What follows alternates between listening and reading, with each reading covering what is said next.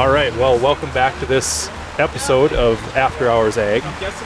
Today we're out at Dakota Fest, and maybe you can hear the rain in the background, and we're sorry for that. But the show actually got delayed by 2 hours this morning. I've never seen a show do that. It's always like, the show will go on, and it just does. But we've got a very special guest with us, a guy who I've known for at least 2 to 3 years now. It's been a while. Yeah, it's been a little bit. His name is Ryan Veldhuizen. He's been working with Ready now for quite a few years. I think he actually had quite a few things on his drill before I even started at Ready. But this is just another episode of Welcome to My Farm. And so, Ryan, why don't you tell us a little bit about yourself? Tell us about your family farm and where did it start and how long have you been there? Oh, that's a deep question. That goes way back. I farm with my 3 siblings and myself. One of my sisters has an active job off of the farm, but her brother-in-law is on the farm, and then my other sister and her husband, and then my brother and I all farm, along with my parents. A small town called Edgerton, southwest corner of Minnesota.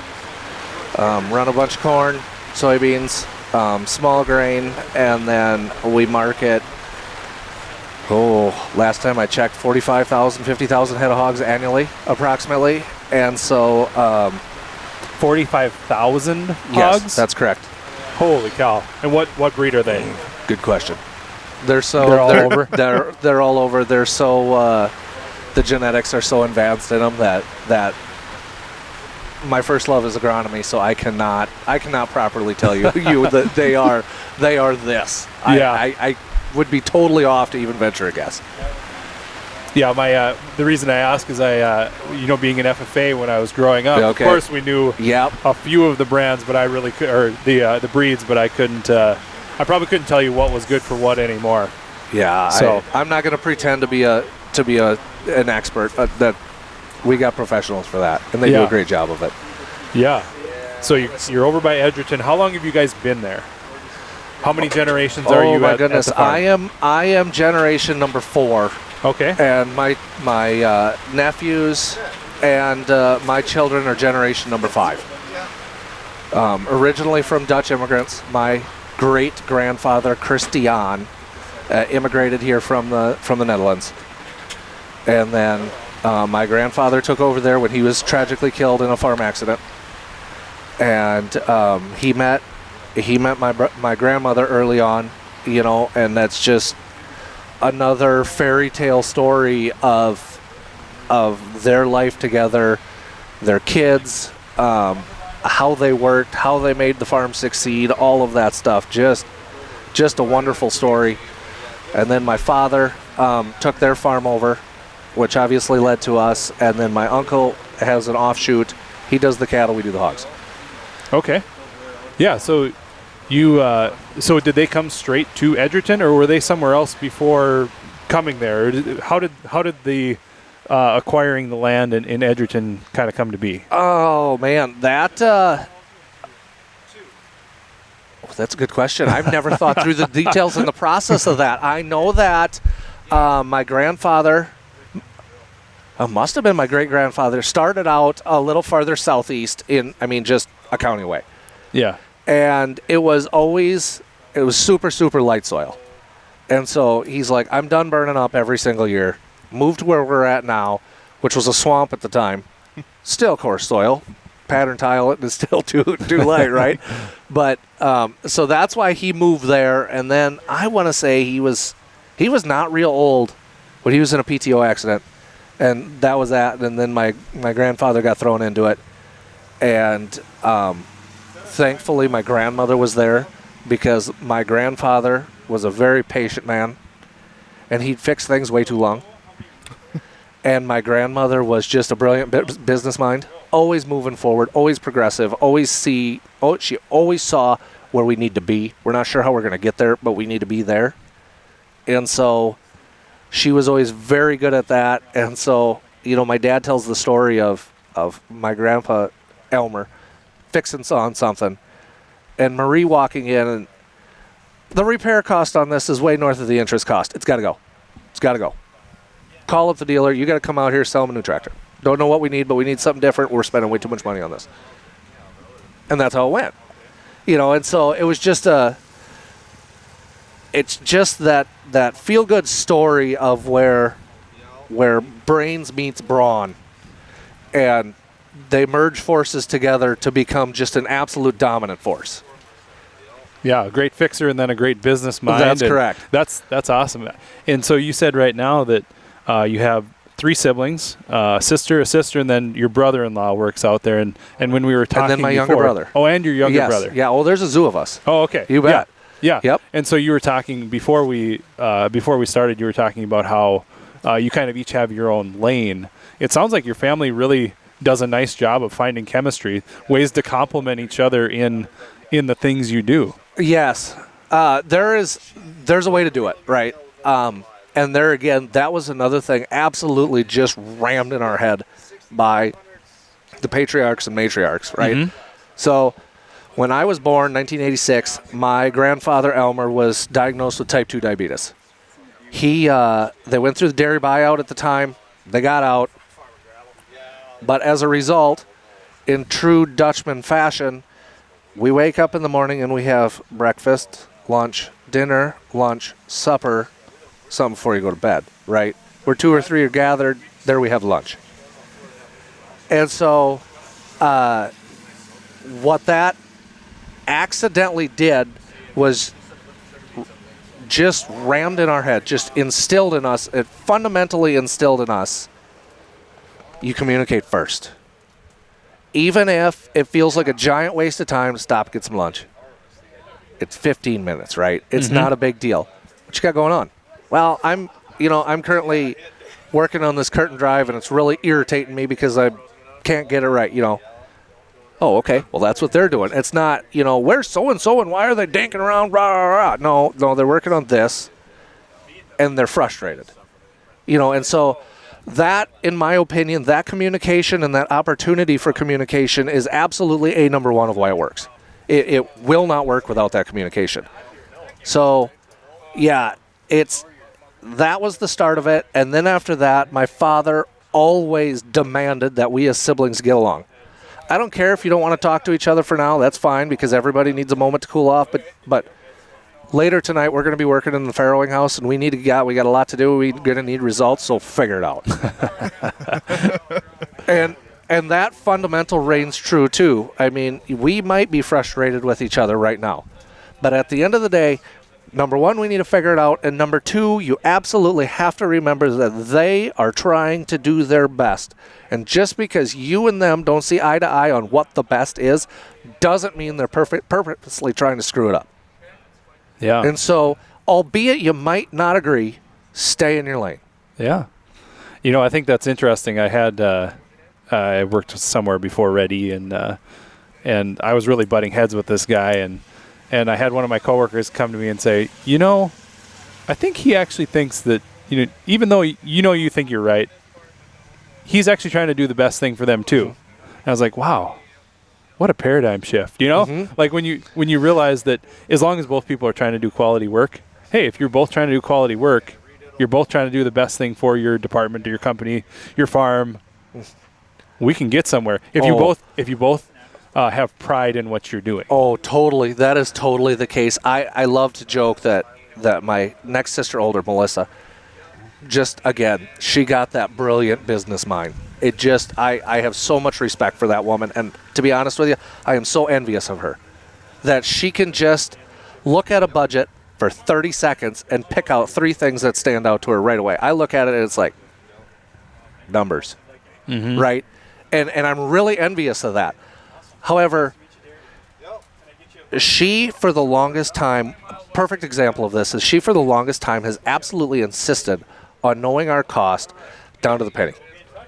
Not like, it's about X number of dollars per acre. No, it is X number of dollars per acre and X number of cents per acre. And if you do this, it's going to change to this. And if it's going to change to that, it's going to, I'm more agronomic, right? Who cares, right? If we're getting big yields, we're making lots of money, right?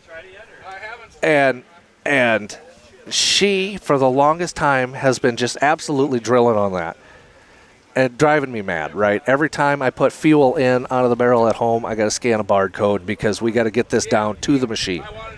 Well, then it turns into that machine ain't cutting it because of reason A, B, and C financially. It's time to upgrade, downgrade, move this way, move that way, right? Whoa.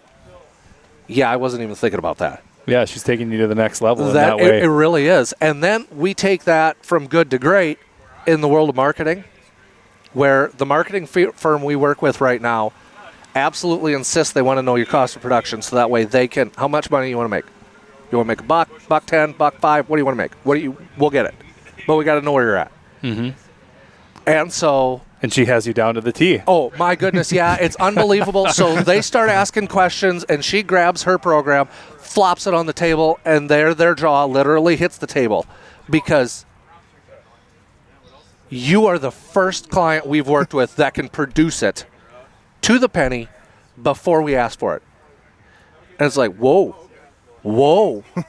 That was that sit back in your chair, whoa moment. Like, you know, I always knew she was good, but I didn't realize she was that good.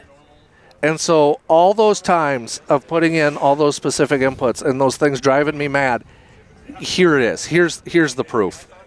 And as a result, I mean, look where you can go with that information now. I was always told that the fastest checkbook wins, right?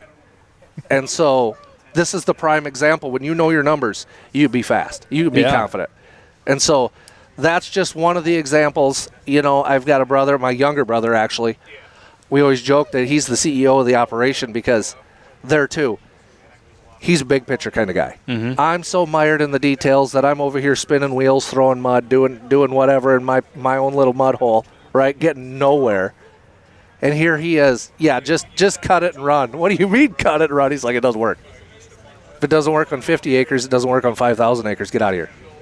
We got to move on. Mm-hmm. And it's, you know, that's usually the hard to swallow pills, but it's valid, and that's why it works, because he sees it for what it is. And again, I'm not capable of doing that. Yeah, you got to have people that are in the trenches, and then you got to have somebody that's at the 50,000-foot view. Right. That ability to look at it, you know, you need to give them the frontline info, and then they give you the, taking a step back, unemotional, let's just call it for what it is. You know, so that's great. So let's take this back a little bit. So you grew up in Edgerton. You're 4 siblings or 3 siblings, you said? We're a family of 4. Family of 4. 3 siblings. Yep. That's correct. 3 other siblings. Okay. So you went through high school, of course, farming all the way through high school. Oh, goodness, yeah. When did you kind of start working on the farm? What age did you start driving something? Working with the cattle? How young were you when you were child laboring? really young, basically as soon as we were capable, because there too, you know, it was the need. My dad knew he had to get big in pigs, and didn't really know how. So he was farrowing for all he could. And there again, you know, you talk about empowered women.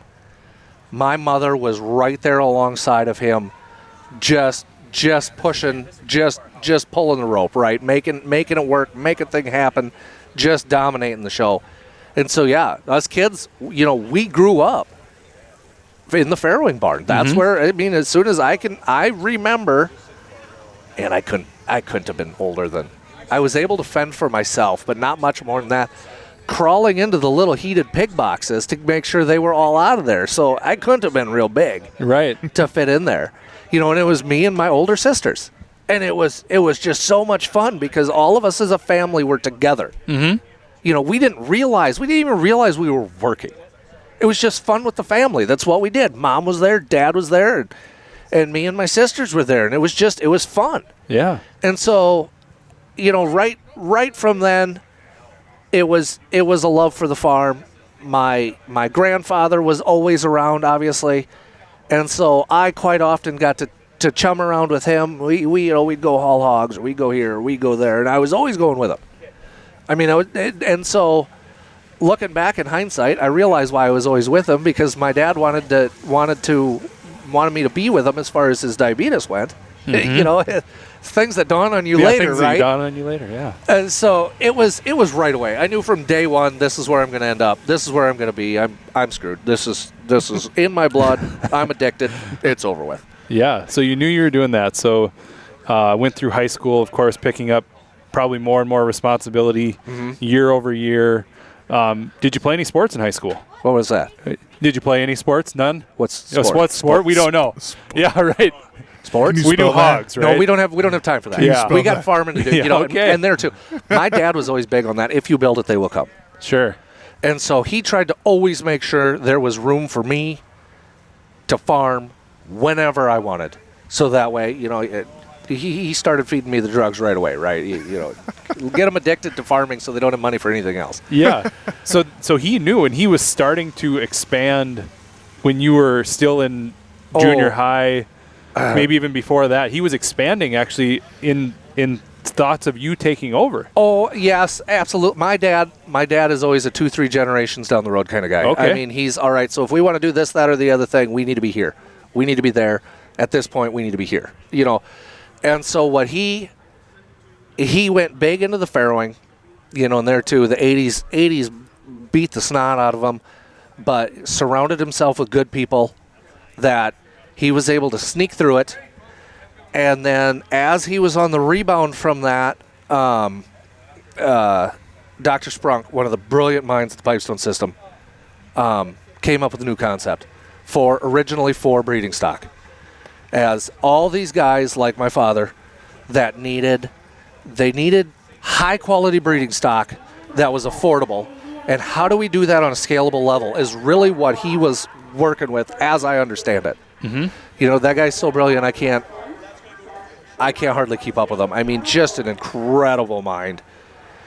And so that was kind of the original concept that they did for breeding stock. Okay. And then, I don't know, like a year or two later after that, I think something shifted in his head, and that aha moment, and he said, guys, this is how we scale. This is how we scale pig farming. This model we got, this is how we scale it. And that was basically, him and Dr. Kennedy there at Pipestone, that's basically how Pipestone system got started way back in the day with a handful of farmers that knew they needed to go. They got to go or get left behind. They knew they needed to move. Yeah. And so, with his model, with his idea, it just took off. And I mean, to this day, it's an incredibly successful model. And so he survived the 80s, and I believe that was like 93. 91 or 92 is when the original breeding stock model came out. And then it was like 94 we built our first barns. And it was just immediately, this is it. This is how you do it. Here we are. And at that time, you pay for hog barn in 3 years. And now it's like, why didn't you go? You should build 100 of these, right? It would work. And he's like, well, that was all I had, all the capital I had. That's all I could do. Sure. And so that's really when he started scaling up. And so when you say breeding stock model, would you go a little further into that? I'm not as familiar with what that even is. So basically what they knew is for these on-farm farrowing operations, just like in production, in crop farming, you need yield. Mm-hmm. You volume. There's no replacement for displacement. You just need volume. And Dr. Sprunk understood that. You got to have high-quality genetics to get you a hardy pig and a lot of them. Mm-hmm. How many do we want? More. We don't know. We need more. And so to get those high-quality genetics, individual farmers could not afford them. And he understood that. And so what they did is they created a group of farmers, a group of farrowing farmers went together, as I understand it, in a barn, in a large-scale sow barn. I mean, large for the time, which is actually the predecessor to what we got now. Mm-hmm. And so I can't give you head. I can't remember. I can drive to it. And so what they did is they would have employees that work there at that barn, and that's where they would breed for the gilts that would then be sold to the individual farm. So that way you owned the genetics as a cooperative, more or less. It was not a cooperative, but it was the closest thing you can get to it. And then as a result, each farmer could benefit from those genetics and capitalize on that volume. Okay, so lots of farmers coming together that aren't necessarily going to have the highest genetics on their own, but they're all coming together to get very similar. How do I say it? Siring, maybe? Yes, that's correct. Okay. They could capitalize on what the deal was. Is in order to afford the genetics, you needed to be a certain scale. Okay. And an individual farm could not achieve that scale. Yeah. Yep. And so by going to the model they did, they were able to achieve that scale, afford the genetics, and then advance the farm. Sure. Okay. So one thing we did a while ago is we talked about farm terms. Madison, are you familiar with farrowing? No, I am actually not. No. Okay, so since you are the first hog farmer we have, farrowing is farrowing is the birthing process in pigs. Got it. Yes, it's the gestation period, the pregnancy of pigs, so to speak. Farrowing. Yep, and there was another term you used in there. Was it gilt or gild? No. So a gilt, yes. Gilt, yeah. A gilt is an unbred female pig. Got it. Okay. Once they have farrowed, then they are a sow. Got it. Yep. So We're learning. Yeah. So we did a podcast a while back about farm terms, and I asked Madison a bunch of them. A bunch of them were dairy farming because I grew up on a dairy farm. Yep. So I gave him a bunch of dairy farming terms, and he didn't do so hot. It didn't go so well. Oh, I'm pretty weak on the. Don't feel bad. I'm pretty weak on the dairy terms as well. That's some of them were pretty generic mammal type terms. Sure. So we went fairly generic. So anyway, so you when you got through high school, you were working with your family. What happened at the end of high school? Where did you go right back to farming? Did you go off to college? What happened in the transition from I'm a high schooler working for my dad to I'm back on the farm and working? So my father was the first one of his family to get an education, or a higher education, and then all of his siblings followed suit. But he understood the value of education. We can't be dumb. We can't. The days of just work harder are going away. We got to be smarter. We got to be better. We got to understand this. And so he absolutely insisted if we want to farm, you got to go. You got to go get an education. You really should work for somebody else for a while too, so you learn what that's like. Which he later waived that rule because the farm took off, and we need labor, right? So qualified labor was hard to find then too. And so I went to college, started out at a small private college in Northwest Iowa, then transferred to South Dakota State, and then came back to the farm. Okay, and so what did you get a degree in, or did you finish your degree? I did not. Did not. We were super busy, and I got very, very frustrated with the philosophy. And so I did not finish. I just decided this is not going to work because I have a poor attitude, and there's no sense in wasting the money if I'm just going to be upset the whole time. And what were you going for at the time? What kind of a agronomy and general ag? Yes, that's what I was going for. And there too, a lot of that was probably a me problem, more than an institution problem. But regardless, it was going to inhibit my success. We'll say. Sure. Okay, so you went for agronomy. What did your other siblings go off and do? Similarly, did they go to college as well? I know you said your dad pushed them to going to higher education. Yeah, so he, again, always be educated. Go do what you want to love. You can always come back to farm, right? That was his philosophy, probably knowing full well we'd be back, in hindsight. So my oldest sister, Krista, she's got a master's degree in horticulture. As I understand it, largely towards like an arborist. That's, I believe, where she did her master's work, there too. Just a brilliant mind, and it's really, really kind of frustrating that she's not able to capitalize on that because, the way I look at soil, the way I look at agronomy, she looks at trees and she's like, how can one know that much information and that much detail about it to get it? You can't know everything, but I'm just envious of her knowledge. I mean, it's just an incredible mind. And then the next one is my sister Melissa, and she is actually professionally trained and experienced in construction management. Okay. So she moved to Denver, worked for a company out there for a while, did a lot of big projects, and that's where I don't know if it started before then or if that's where the love for numbers came, and understanding when she's doing estimating, you got to get it right. I always joke that, what are we doing? Are we farming or around here? Yeah. And that's her attitude as well. Is, guys, we gotta do this. Mm-hmm. And so, totally just played right into what she's doing right now. Made her incredible at what she does. I can't say enough about her. Then there's me, the ornery one, and then there's my younger brother CJ. He's 5 years younger than I am, and he went to college as well for farm ops management. And there too. A really interesting situation in college. He went with a great group of guys to a technical college that all of them kind of unofficially decided, we're paying a lot of money for this education.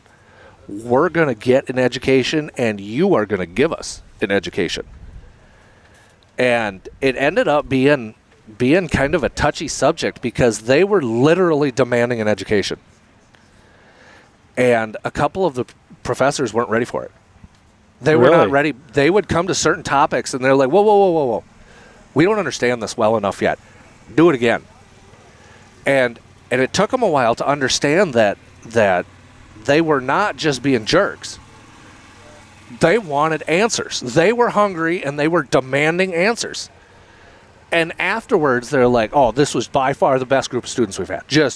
And everybody since then, I've personally witnessed fellow students come up to them and say, you guys made that education so valuable just because you demanded answers. That seems so grown up at the time. They were probably 18, 19, 20-year-old guys. That's exactly right. I remember going to college when I was 18, 19, 20. I mean, I went for engineering, and there were certain classes where I was like, oh, geez, I just don't even want the homework. Like, I don't even care about this class. I want the piece of paper at the end. Like, there was just so many times that I had that. But I think I think that's a good point for somebody who already knows what they're going to do, or they're going to come back, not necessarily farming, or they're just coming back into the family business. Like, why are you going to college if you're not going for the knowledge at that? Like, are you just going to party and hang out? Well, careful. Like, what are you going for, right? Careful, that's a slippery slope with me. Yeah, there is some amount of growing up, too, that happens at college. But well, I was blessed with the opportunity to speak at Fresno State out in Fresno, California. Yep. And this was like 2014-ish, and it just absolutely boggled my mind. Their average student age at the time was 32 years old. In the Midwest, you get out of high school, you go to college, you kind of figure yourself out there.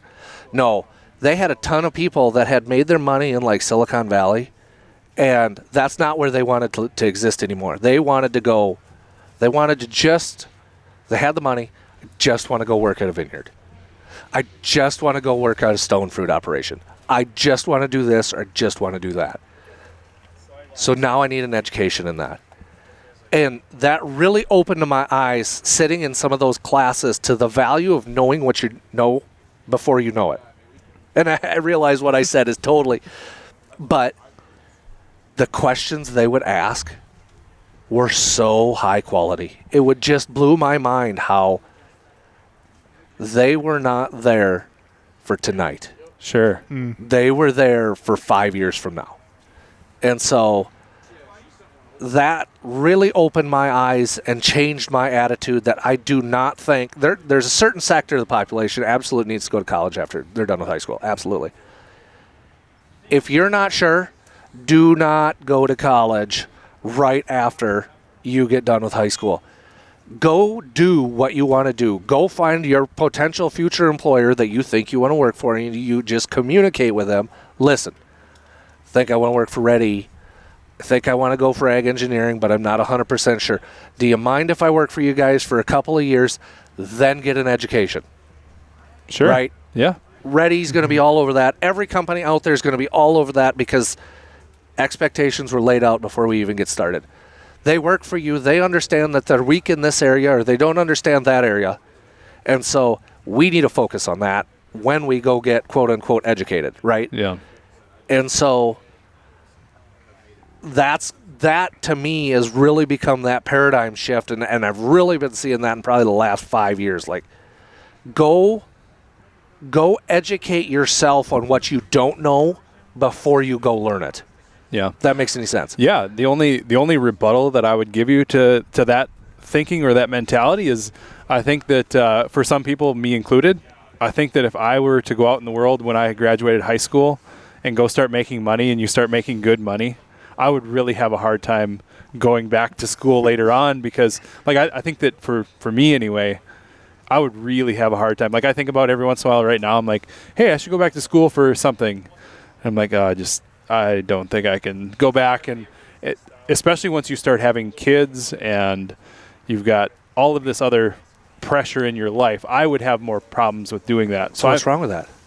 Nothing's wrong with that pressure. I'm just saying, what's wrong with not desiring to go back? Oh, right. nothing. You don't have to. That's exactly right. And what's really been troubling me lately is in the information world we live in. And I realize you've got to be mindful of the information, the quality of information you're taking in.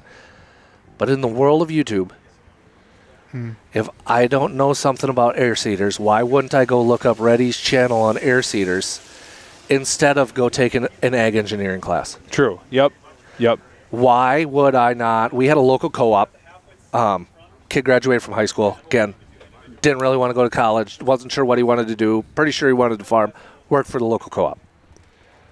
Young kid, right out of high school. Just a hunger for knowledge. He just wanted to know. Just wanted to learn. And, okay, all right, fine. Turns out he was pretty good with people.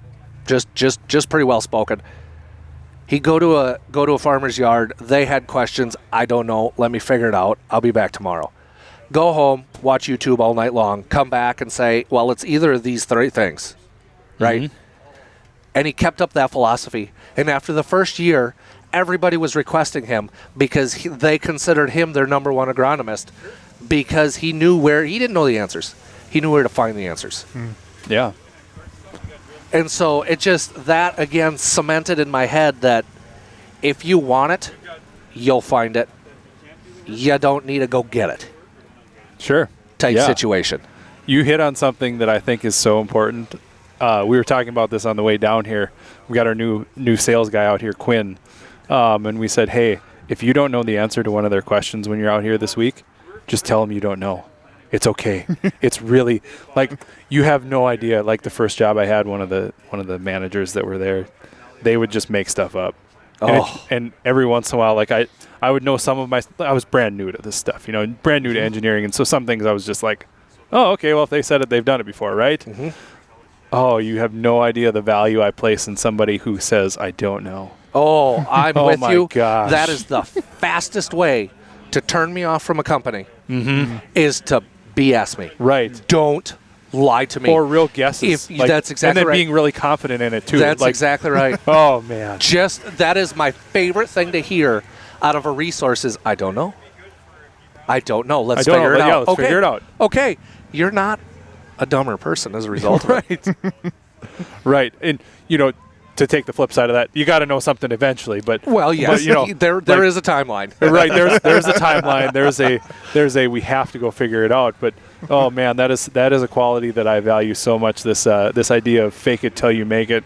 I can't tell you how much I hate that phrase. That's one of those things that just drives me nuts. Yeah. No, I'm with you. There's no faking it till you make it. Well, and if you don't know, you can fake it, but just admit that you don't know. Right. We're trying to figure this out too. Or qualify it. I don't know the answer, but if I had to, I'll logic it through to be there. Like, that's okay to speculate. Yes, absolutely. I think we get some great ideas that way. So, manage expectations, right? That's communication 101. Manage expectations. Here we are. I dare speculate. Okay, well, we know it's speculation. Yeah. Right. Yeah. So, anyway, one of the things I always like to ask farmers when they come on here, and we kind of already just touched on it, was if you had a farming friend who their son or daughter was getting to be 17, 18, they're just about done with high school, they're like, gosh, I don't know what to do after I get done with college. What should I go into? Should I go to college? Should I not? We kind of already touched on it, but how would you approach that conversation? What would you tell them?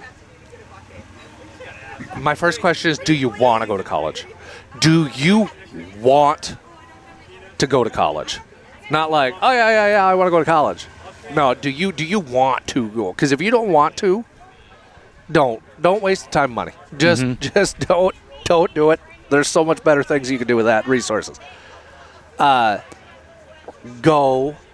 work somewhere else in what you want to do. I always say you need to go work for another farmer at least 50 miles from home, and I really think you need to go out of your discipline because you will always pick up new things, new ideas, new ways of thinking. Go work in a foreign country. Go work in a stone fruit orchard out in California. Go elsewhere because you'll find snippets that you'll take back with you. You'll learn what you don't know, and you'll learn what you want to know. Yeah. Yep. That's great. That's great advice. All right. So next question for you. So we talked about you came through high school, went to college for a while. College wasn't for you. Came back. You started working. You mentioned something when you came up here, not in the podcast yet, but you mentioned something, and I didn't ask you intentionally about it there, but you said the farmland days. You said, so of course, one thing that, do you want me to wait? So it's not on the, yeah, I'll wait a sec. We'll chop that out. Someone's got to move their car. I don't think I know my license plates for any of my cars. Not a chance. All right, we're good. It's ridiculous that I don't, I guess. But okay. All right. So one thing you talked about before you. Come on, lady. I hope they're winning something. Yeah. But I'm guessing their lights are probably just on. But if you look, you probably have a picture of your phone of one of your vehicle with the plate on it. Yeah, so I probably do. Isn't it Albert Einstein that always said, don't memorize something that's written down? Yeah. Yeah. That's excellent. I think that's excellent advice. I think we're safe. I think we're safe. All right. Okay. All right. So one thing I intentionally did not ask you about when you came up was you mentioned farmland days. And so I don't know anything about this. What venture was that? I think lots of people have things that are off the farm and things they work on. But what was this that you were working on at that point? Tell us about that. Well, this wasn't really I was working on. I got drug into this. And actually that's how Jesse and I kind of met, is he was aware of Farmland. Mm-hmm. And so that's kind of how that show got started. That's how I got suckered into you guys, right? So in, was it 2012 or 2013? The United States Farmers and Ranchers Alliance put out an initiative, and they wanted to create a feature-length documentary humanizing farmers. They want, and those are my words. They had different. I can't exactly. That was 2013. That was a long time ago. I can't even necessarily remember exactly. They wanted to make a feature-length documentary on farming, is what they wanted to do, in the real-world aspects of farming. So they hired a director out of L.A., James Moll, did a great job on it, and he followed a number of families around for a while, put together a documentary on it, and that was kind of the springboard for me into the world of ag media, albeit I don't do it as much as I would like to. Understanding how to reach people, how to talk with people, all of that stuff. It got shown all over the United States. It was on a number of the streaming services for a while. It might even still be. I don't even know, because I'm going to have to look it up. That was a long time. I love a good documentary. Remember, there's a lot of water under the bridge since there, please. True. I look back on that, and it's like, oh, my goodness. And so that was This director followed your farm around? Yes, they followed me around on the farm. They came out for 2-day stints for 5 or 6 months. They came out, followed me around, the production team, the camera's behind you, you whip around to do something, you run into a camera, all the real life things that they saw. How did you get selected? How did your farm get selected for that? Look at who that is. Look at that pretty face. Oh yeah, look at that. I'll pop it up on the screen. Yeah. Wow. That was a while ago. So they had asked, I believe, the USFRA for a list, of people they thought would be good at it, but didn't necessarily want to do it. They didn't want that super smooth, polished, refined. They wanted real life. That's what he was after, and I like to think he got it. I think he did a great job on it. And so The whole selection process they went through, I want to say they had like 500 names. I mean, it was a long list. It might have even been bigger than that. And then they went through and narrowed down, and then they called us. They tried to reach out to us in February. This is so and so with Allentown Productions. We wanna talk to you guys. We're out of LA. Blah blah blah. It's like, oh yeah, this was right. This was right when a lot of these undercover videos were coming out about livestock, and they were pulling shenanigans like that. Oh, sure. Mm-hmm. And so it's like, yeah, okay, yeah, all right, we might be hicks, but nice try. Well, and they did it again, and they called again, and they called again, and after like time number 5, we're like, all right, what's going on here? Mm-hmm. And so then we listened to them, and they were like, explained exactly who they are, what they wanted, what they were up to, who was funding them, right? So, all right, well, this is legit. Always got to look at the funding. That's exactly that's right. Whoever's putting the money down, that's the spin you're going to get. That's exactly right. And so, talked to a couple of close family friends at the time. Are you aware of this? Yes, just go with it. You're good. So, at that point, they're like, well, will you be, we're down to a list of 30. Will you be a finalist? Yeah, sure. They're never going to pick us. We're out here in the middle of nowhere. Yeah, go ahead, leave us in. And then it was like, you're in the last 12. And you're like, yeah, okay, we're in the last 12. Okay, whatever. Yeah, go ahead and leave us in. This ain't going to happen anyway. Let alone, we didn't understand at the time what it was going to turn into. It was going to be like, we figured it was going to be like, 5-10 minute YouTube thing, whatever, not a big deal. Yeah. And then, all of a sudden, like 2 weeks later, yeah, we're coming out. You're it. Just, whoa. What? We made it. What did you just say? No, we don't want to do this. We're not. No, we're just an ordinary family. We don't wait. No, and they're like, well, you're in. Like, this is the show, so we're showing up. And they were real good about it. Super accommodating. He just did a really nice job with addressing the concerns we had as a family. And so then year later, that hits the road running. Find ourselves at Commodity Classic and all these different fundraisers and everything else, and it turned into a whirlwind of events that became incredibly pivotal in my life. But yeah, that was a lot more than we ever expected it to turn into. I'd like to address it is streamable on Amazon Prime. Oh, it's on Prime. Head on over to Prime. That is awesome. I'm definitely watching that.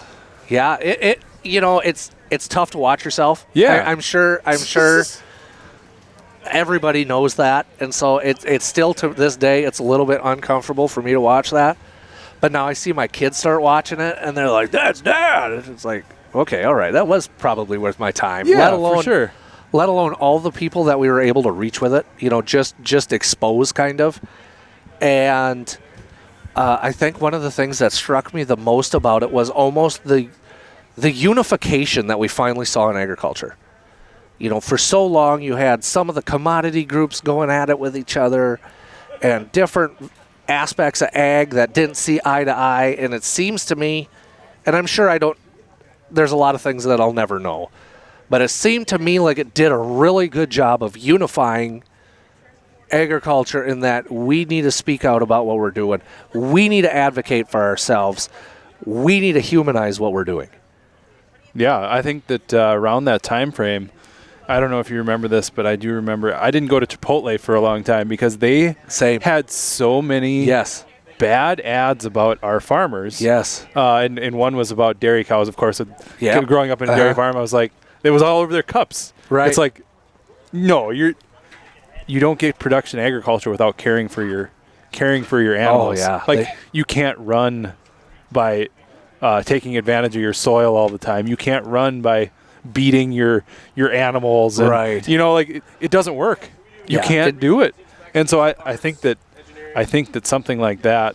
Now it sounds like you guys were, for lack of better terms, you were the poster children that you guys got to go around and you met people and so how long did that kind of did you say you stepped away from it, or it just kind of it had run its cycle? It had more or less run its cycle. Okay. You know, I bet there was the better part of 3 years there that I was going here, there, and everywhere.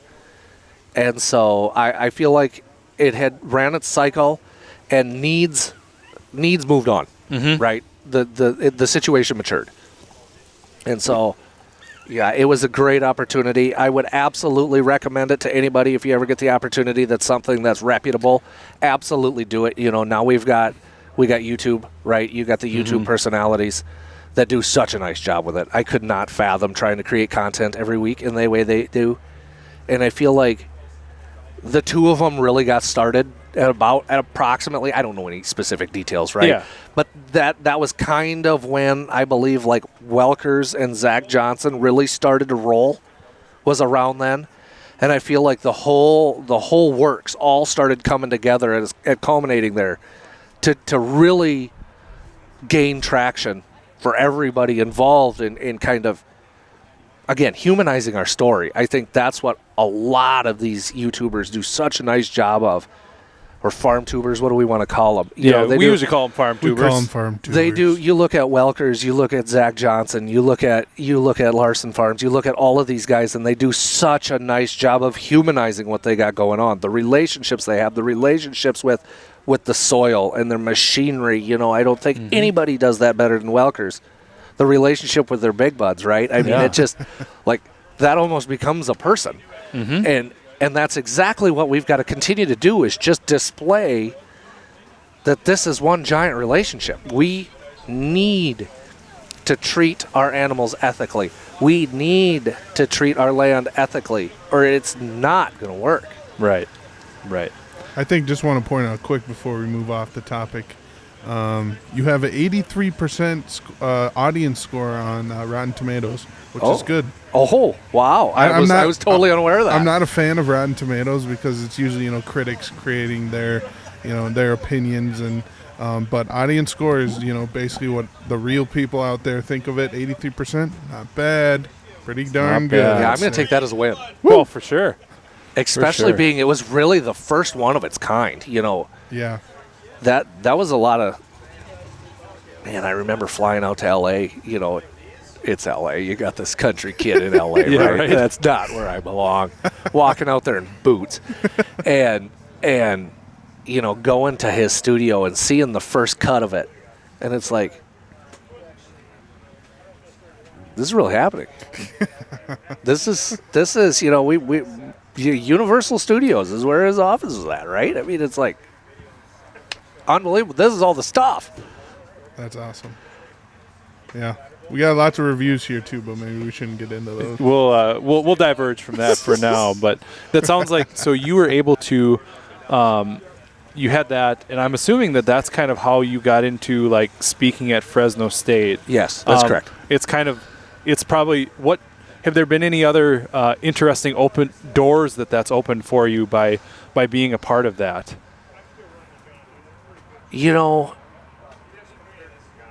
That's a relatively hard question because you don't know what would have been without it. Mm-hmm. There is a 100% chance that gave me the confidence to do this. Otherwise, without that, I'd be long gone. You would not see me doing anything like this. That gave me the knowledge and the understanding to be able to do this. That when you stick a mic in my face, you consented to what I have to say. For sure, right? And so, that is always my thing with the general farming public. They stick a mic in your face, you say what you want to say because they asked. And there's nothing wrong with that. For sure. Like the opportunity at Fresno State and stuff like that, absolutely, that was a direct spin-off of this. There's been a number of other things also that have opportunities, just wonderful opportunities for personal betterment that have spun off of this, absolutely. Yeah. I think that you hit on something there that so often I'll ask somebody, hey, do you want to go on our podcast? Hey, when we come out to your farm, can we take some video of what you're doing out there? And everybody has a story. Right. And the thing is, it's like everybody has a story, and everybody's story should be told at some point. Why do you do what you do? You know, are you? Well, Somebody's going to that learn simple. something. It's that simple. Why do you do what you do? You know, and I think that's what farmers and that's what a lot of working class people. I just this.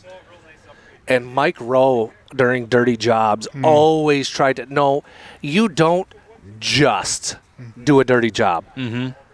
This is an art form here that you happen to get dirty doing. Yeah. And it is so important. You know, he did a nice job of that. And that there too is I hope what you guys are able to draw out, what I'm able to draw out is speak, say it. You might not be the best with words. Who cares? Yeah. Even if you're terrible, there's editors out there that could make you sound really good. Just watch Farmland. Well, you know, that's funny is you said right when we started talking about Farmland, you said, well, that's been 10 years ago, and a lot of water is under the bridge. I'm guessing you're referring to maybe you said something on there that maybe not that you regret saying now, but something that maybe has changed in that time. Yeah, you just develop, right? Yeah. Oh, yeah. I feel like I can speak a lot better now. You were late feel like 20s when they made that's that. just it. I feel like I didn't know anything about anything at the time, you know. And now you look back at it, and man, I was so naive. I was so dumb. It just life happens, right? Oh, yeah. You know, people come into your life that make it better. They make you better, and I look at that, and you can see that personal development in it, and you know that's the other half of it. Is you go back and look at it now, and it's like. You can just about see the people in your life that were responsible for making you better. And so maybe that is a luxury that I could turn around and look at that and see, you know, this person did this and that person did that. I need to go thank them. Yeah.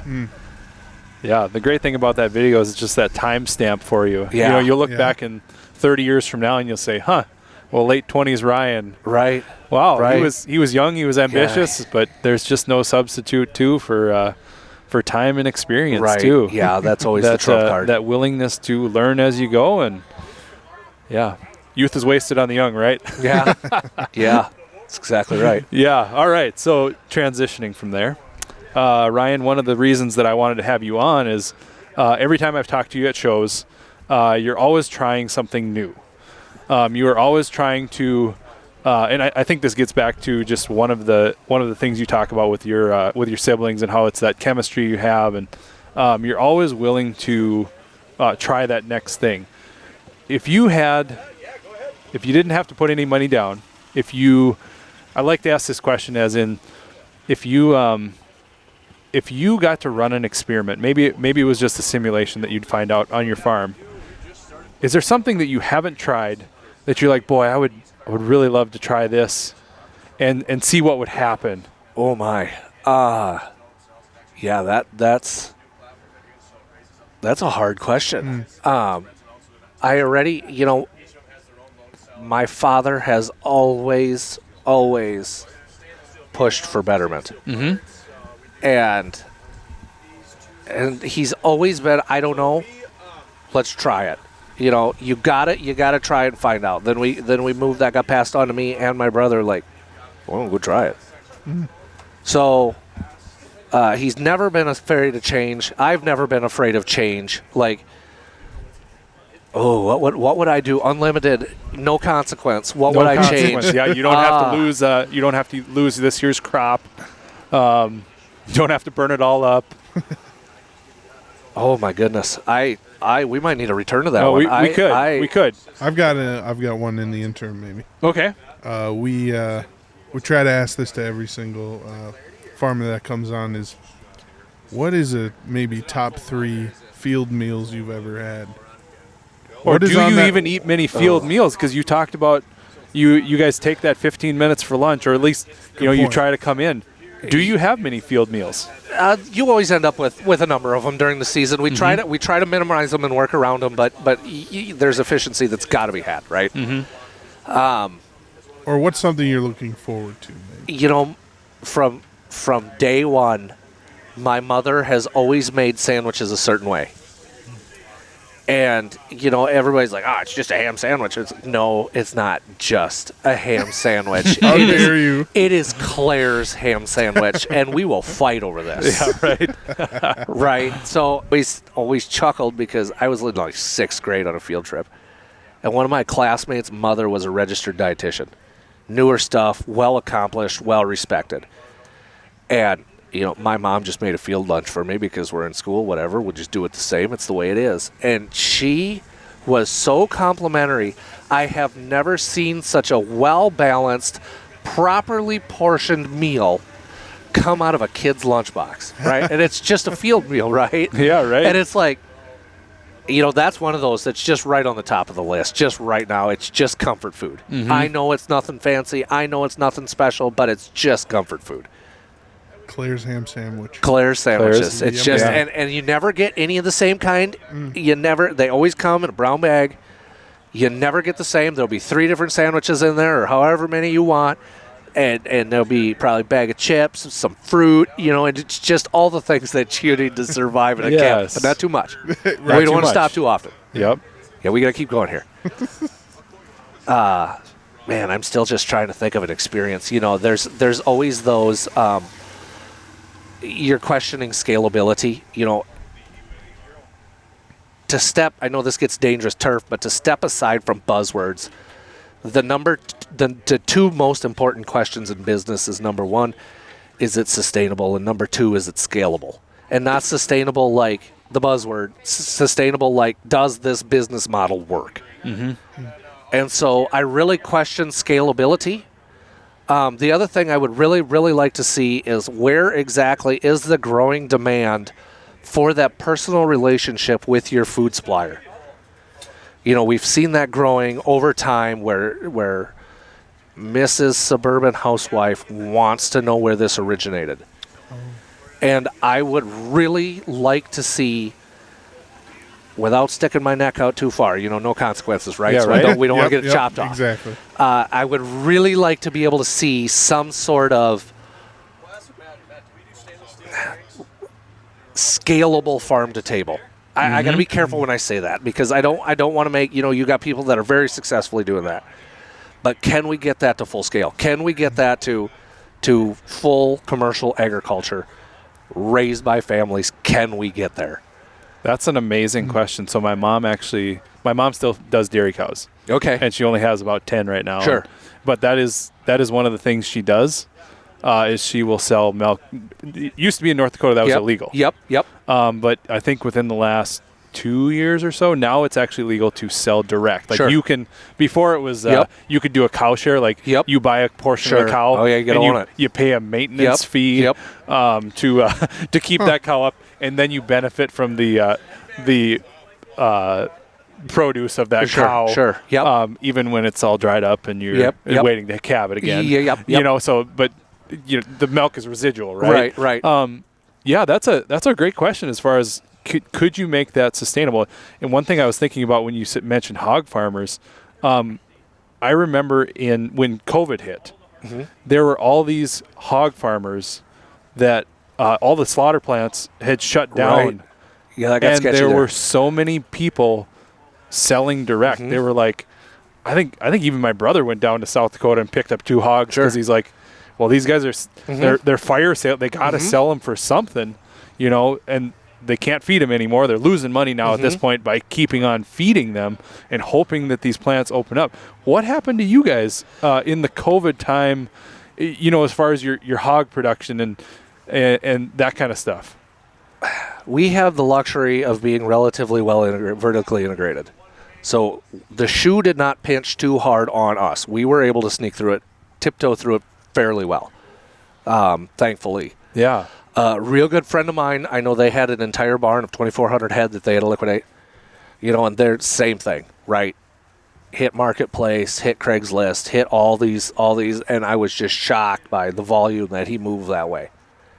And so we were able to sneak through that. But what was so interesting about that is it almost opened the eyes of a fair number of people to like, whoa, we can go direct and get this There's definitely advantages to it, whether you want to say taste or price or just the idea of customizing your cut of meat. You know, and I almost feel, what do you think? I almost feel like that's kind of what started this. Oh, yeah. Well, I mean, you had some of it before that point. There's always been, as long as I can remember, somebody comes to, there's a lot more, there really aren't any hog farmers around where I'm from. There may have been a few like when I was really little, but hog farming is kind of not around the middle of North Dakota. There's a lot of beef cattle. Yeah. That's just beef is king in the middle of North Dakota. Right. There's always been like, oh yeah, I know a guy who will get me half a beef, or I know a guy who will get me this, or like, you know, I go to work and I'm like, hey Madison, you want a quarter of a beef? Yeah. Oh, you want a quarter of beef? Okay, let's buy this beef. And so that's kind of always been there, but I do think that that COVID has pushed the ability, maybe the I don't know if I want to say optics, but the awareness. It's pushed the awareness that, oh, I can get this stuff at, you know, potentially a better price, potentially, you know, I can at least go direct, and you cut out all of these middlemen of everybody needs their cut, and that's a great. What do you think would have to change to be able to start doing that, to get production agriculture, to get more farm to table? Do you think it's freezer, like from a hog standpoint? Would it be freezer space, you know, I don't know. to butcher? Because, I mean, I don't want it, like, I enjoy pork a lot, but I don't really want pork every meal. Sure. You know, so if I were to say, okay, well, if I'm going to go farm to table for everything I want, I mean, maybe aside from my seafoods, you know, I got to get a quarter of a beef, I got to get a hog, I got to get a lamb, I got to get, you know, so for me, maybe it's just freezer space. Maybe that's what you would need. What do you think you would need? Oh, I don't even know. To even there's start down that trail. Well, that's the problem. There's so many hurdles, right? Number one, just access. Are we going to run, you know, as soon as you go to full scale, you can't hardly go to local butcher shops anymore. I mean, it's just a volume that they can't. So you almost have to go to your large scale packing plants, right? We got to keep this realistic. I don't know. Is there? And then it's got to be in biteable chunks, right? You can't be buying a half a beef, right? You can't be buying 10 head of hogs at a time. There's just not enough space for that. And you can't. I mean, if you're running 45,000 hogs, you can't have each person come to your farm. No, pick out their hog. That's the one I want. I'll take that one right there. That one looks good to me. We'll take that one. We got a few people that do that. That's been doing that for a long time. And you'll do that, and you can't hardly keep that. You can't hardly keep that straight. You know, and they're good people. They're well-intended people. It's just not scalable. Right. It's definitely a sustainable model. It's definitely doable. It's just not scalable. And so I don't know if it turns into, you know, a portal or a website directly from like the packer, to where you can order the quantities of what you want. Or a sampler box that starts it. You know, I don't even know. There's people a lot smarter than me that understand what it takes to get from point A to point B. I'd just like to see if that works. Yeah, I think that most of the people you see selling direct are very small. Their operation is usually very small. They have 10 cows. Right. They have, you know, running very small herds, very small. We were a part of a co-op for vegetables at one point. It was out in the middle of Minnesota. Okay. But again, you know, you think about like total quantity of acres they're farming, it's so small. You know, like you think about how many acres that even just a small farm in the middle of North Dakota is. It's like 10 times what they were farming out there, and they were doing it for lots of people, and people loved it. But again, not scalable for the masses. You know, my favorite example of that is my wife works with people all day, every day, and she just wants to come home and not people. And so she has a garden, and she's got a number of strawberry plants in there, and my 5-year-old son takes a year's production in a sitting.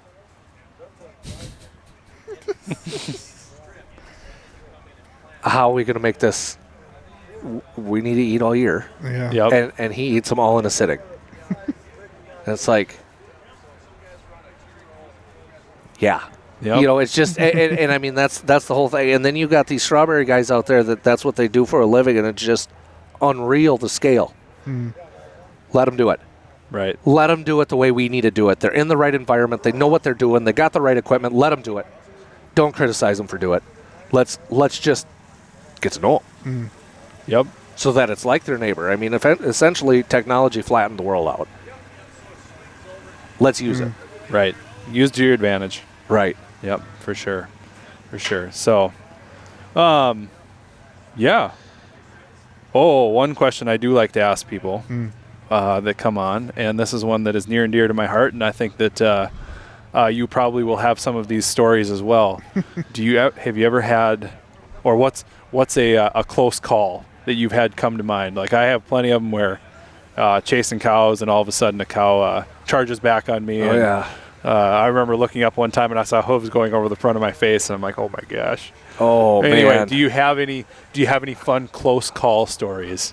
I got so many close call stories. I don't even know where to start. It's there's no reason why I should still be here today. Cattle and livestock, I think it just, for lack of better terms, breeds the ability to have those close calls. Well, and the problem is those miserable animals will read you, right? If you got the wrong attitude or you got the wrong mindset, they know it. They are going to Oh, my use goodness, you. they They are know going to it. use you up.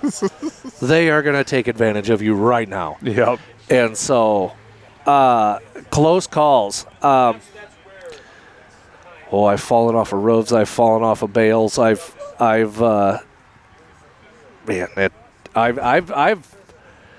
done all kinds of dumb things that I shouldn't be here. You know, even down to hopping on moving tractors, and man, it's just a miracle. The good Lord, I'm still here yet. I can't even.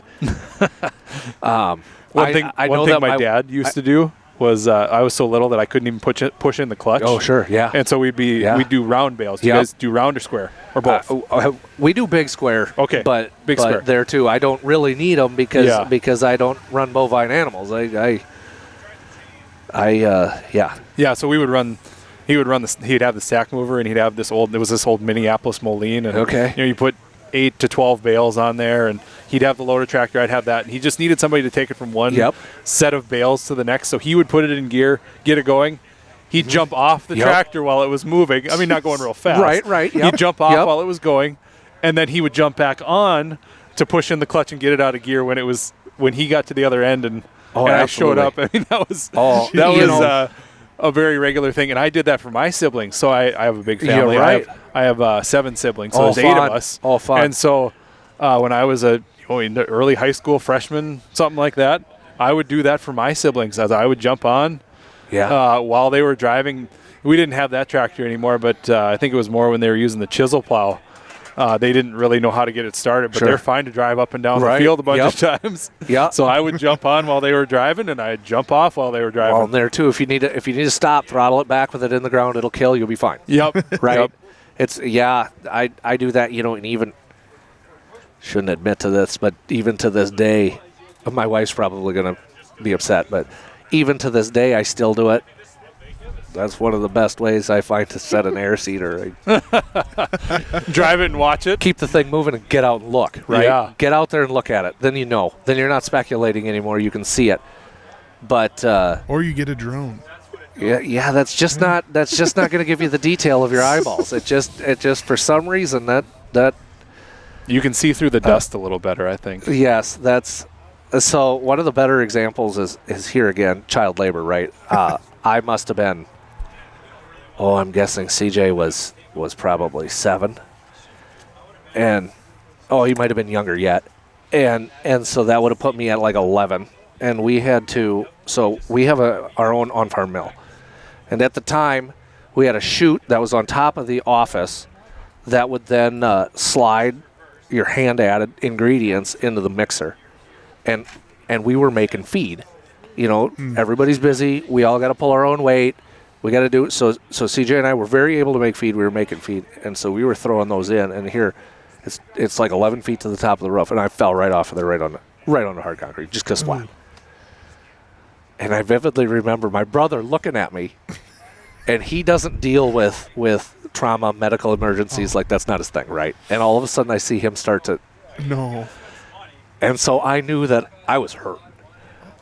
I need to stand up or he's going to beat me. You know, he's going to fall right, he'll pass out, fall right off. So I need to stand up. So it's like, yeah, I'm all right. And you're trying to get back up, and you're so dazed I don't have any idea what was going on. And right then my dad walks around the corner. What happened? You know, and he obviously knew what was happening, but yeah, the funny part about that was about 3-4 years later, my brother falls off the roof, safe spot. Oh, no. There's rails there now. Don't worry. So you got to have 2 falls before you put up the safety mechanisms. yeah, that's just it. Well, just stay back. Yeah. How did you fall? You just lost your spot? I honestly don't know. To this day, I don't know, because the way you work the bags, the way you work the system up there, you're like 2 feet away from the edge. So I to this day do not know how I fell off of that thing. Huh. Interesting. Yeah. Huh. Oh, grain bins. I thought you were going to say grain. your brother was, he's squeamish. He's about to, like, throw up on you down there. You know? No. That'd be the better case. You'd have taken that over him falling down. Yeah, that's exactly right. I would have rather, yeah. But no, then bins, and grain out of condition and all of those things. You just look back at your life and you're like, oh, how am I still here? Yeah, right? What? I guess clearly my work's not done yet, I guess. I don't. That's right. I don't know. That's right. Yeah, and there too, where's that line? Because you got to get hurt. You got to fall. You got to have accidents. You've got to learn that line. You know, you just... I think that some of the ones that you don't need to have are the ones that when you I know I can get stuck in, I've got to get this thing done. Oh, yes. When you're not able to take that step back, just hey, this can take 5 more minutes. Yeah. We can take 5 more minutes. Those are the ones that don't need to happen. That, I think that having those people in your life to be able to say, hey, slow down. Right. It's okay that you don't finish this minute. Yeah, this gotta go mentality. We gotta go. Yep, and I think that's a heavy way of the way I grew up was we gotta go, we gotta go, sure. we gotta go. And I think now being a little bit older, I that is definitely something I push on my kids is, hey, work hard, work smart, and realize that things do take time. Yeah. Well, I've got to say, I can't even take credit for this. This is all my brother's thing, right? Sees the forest, not the trees, backs up, and almost every time he's got it super simplified. Anything that gets sketchy or dangerous or anything like that is usually a team sport. Mm-hmm. And so, number one, we're prepared as absolutely possible. I can say with 100% confidence, everything that can be prepared is prepared. My favorite example of this is lifting. When we're doing grain leg stuff, pipes, whatever, to get millwrights in, they're so busy because there's just so few of them today. So we do all of our own lifting. And his philosophy is, if the crane is there in the air lifting for longer than 2 hours, I didn't do it right. But that being said, it is not, we got to go. We're approaching 2 hours. It's everything's ready to go. All of your stuff is there. And that philosophy, that mindset really plays into that. There's no reason to get to that. We got to go. There's no reason for that. Mm-hmm. Some things take the time they take. Yeah, just take your time. Do it right. Get it right done right the first time. Yeah. Yep, for sure.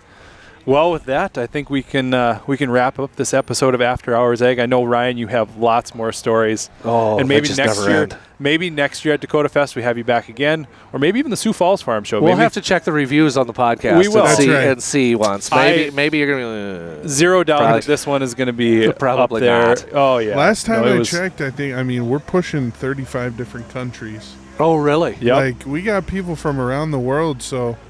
Just expect not you to get more famous than you already are. Oh, I don't know if I need that. I think the fun thing is so I did a podcast with my son one time. Brought him on, told him a story about something that happened, and he's like, "Dad, do you have more stories?" And I'm like, yeah, you just never asked me. Yeah. You know, like I do tell a lot of stories, and I tell the same stories many times. Yeah. But I told him this one about calving one time, and he's Yeah, like, that's right. oh, that was gross. But Yeah. Put you it know. on an iPad, and it'll be way cooler, Dad. It'll be way cooler. Oh yeah, no, they were like, wow, that was actually really interesting. So the great thing is that hopefully your neighbors will listen to it and they'll be like, wow, huh. And honestly, I'm actually really excited to watch that documentary. Me too. Yeah, it's Prime. Yeah, Madison It's actually. also on Apple. Apple, if you Oh. have Apple, what's the Apple thing called? Apple TV. Apple TV. Madison is actually a documentarian as well. Yep. He's oh, made nice. First feature length. You made a I feature length one, and 2 short ones. 2 shorts. Yeah. Okay. So Yeah. yeah, one was an hour and 45 minutes. And what was your topic, if I may ask? It was my small town American Legion local baseball Okay. team, following them throughout the season, and they kind of had a meteoric rise to this team. You know, from when they were kids, they would win a bunch of games, and this is when a bunch of them were finally, getting ready to say goodbye to their last season, and they ended up winning Sure. the state championship. So No, nice. perfect Yes. thing for to capture. Yes. You were hoping for that. Well, so. and there's so much that goes along with that all. Yeah. Nobody understands the stories that go into all of this stuff, and we've been blessed with the schools in town are usually pretty formidable as far as state runs too.